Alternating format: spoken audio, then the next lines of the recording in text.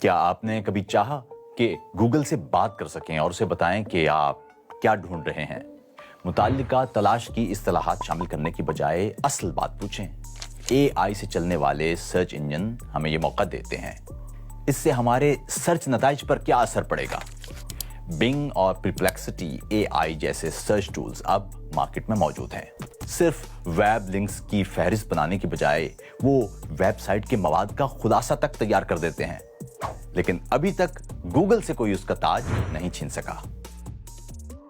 اب اوپن اے آئی اس دوڑ میں داخل ہو گیا ہے۔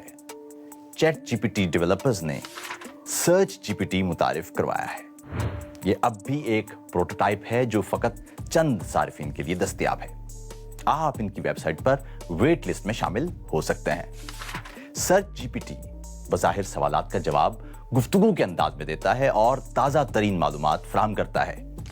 یہ متعدد زبانوں میں کام کرے گا کیونکہ اوپن اے آئی کا مقصد سرچ انجن کو چیٹ جی پی ٹی میں ضم کرنا ہے۔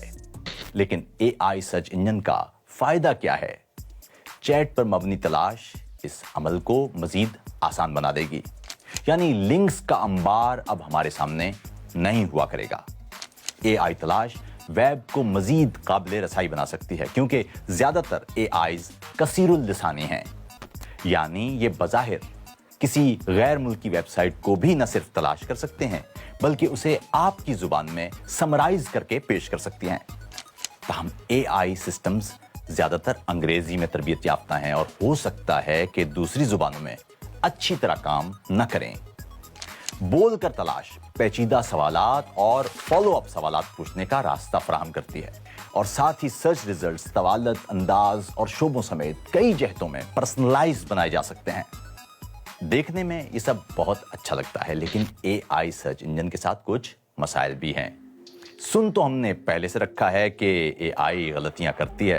گوگل نے حال ہی میں یاد دہانی بھی کروا دی۔ گوگل کی اے آئی سرچ نے پیزے پر گلو رکھ کر اسے چپکانے کا مشورہ بھی دے دیا۔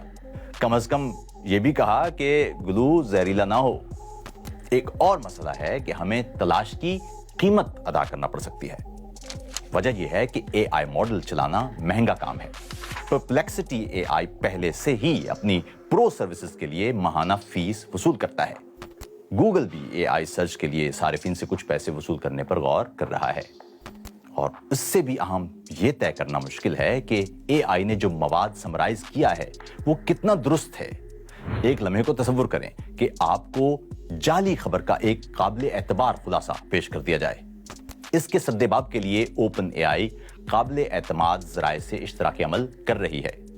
سننے میں یہ بات اچھی ہے، مگر ان چھوٹے پبلشرز کا کیا ہوگا جو بڑی ٹیک کمپنیوں کے ساتھ معاہدے میں نہیں؟ ان کا مواد غائب یا نظر انداز ہو جائے گا، اور اے آئی انجنز کی وجہ سے روایتی ویب سائٹس پر ٹریفک اور اشتہارات کی آمدن کا کیا بنے گا؟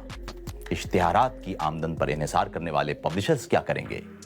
اور کیا ان کا کام بآسانی سرقہ ہو جایا کرے گا؟ متعدد نیوز آؤٹ لیٹس بشمول نیو یارک ٹائمز نے کاپی رائٹ کی مبینہ خلاف ورزی پر اوپن اے آئی کے خلاف دعویٰ دائر کیا ہے۔ اس وقت پرپلیکسٹی بھی مختلف ویب سائٹ کا مواد نقل کرنے پر تنقید کی زد میں ہے۔ کیا آپ اے آئی سرچ کا استعمال کر رہے ہیں یا آپ گوگل کے ذریعے روایتی سرچ ہی پر انحصار کرنے والے ہیں؟